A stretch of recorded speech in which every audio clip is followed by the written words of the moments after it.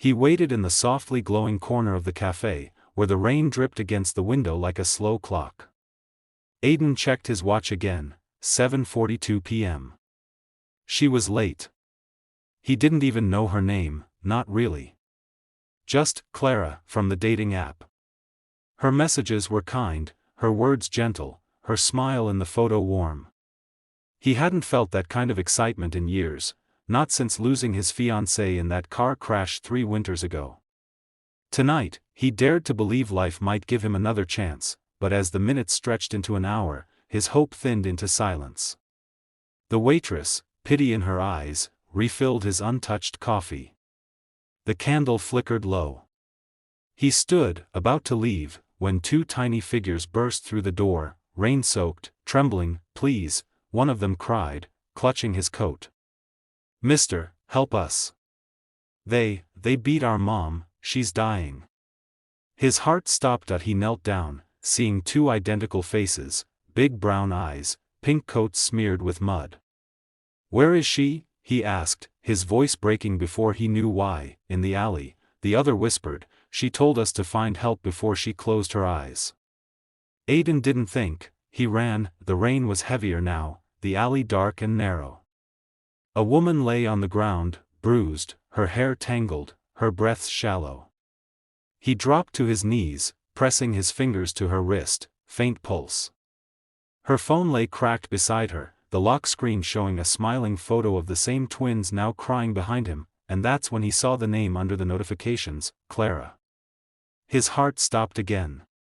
His blind date. She woke up to the sound of beeping machines, the sterile hum of the hospital room wrapping around her like a blanket she didn't ask for. Her eyelids fluttered open, and she saw a man sitting in the corner, slumped, exhausted, but awake the moment she moved. "You're safe," Aiden said softly, standing. "Your girls, they're okay. They're asleep in the waiting room." She blinked, confusion clouding her weak smile. "You were the one who, I found you," he finished, "or maybe, you found me." Clara's eyes glistened. She turned away, embarrassed by the tears she couldn't stop. "I didn't mean to stand you up," she whispered. "I was on my way when they came after me." "Who?" he asked gently. "My ex-husband's men," she said. "He's been hunting me since I ran away with my girls. He wanted to take them. Her voice cracked. "He said I'd never be free." Aiden's jaw tightened, the pain in her words cutting through him. He reached for her hand, fragile, trembling. "You're free now. I'll make sure of it." Clara shook her head. "You don't even know me." "I didn't know the woman in the café either," he said softly. "But I waited for her, and somehow, she still found me." Something inside her broke then, in the gentlest way possible. She let the tears fall, for the pain, the fear, the years of running. Days passed. Aiden stayed, bringing food for the twins, helping Clara's case with the police, ensuring her ex was found and arrested. She wanted to protest at first, but every time she saw him helping her girls color in their little notebooks, something inside her softened that he never asked for anything in return. One evening, when the hospital's golden lights flickered through the windows, Aiden stood to leave. "You'll be discharged tomorrow," he said, smiling.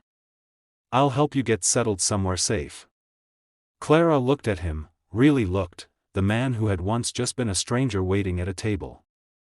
"Aiden," she said quietly, "why are you doing all this?" He paused, his gaze distant.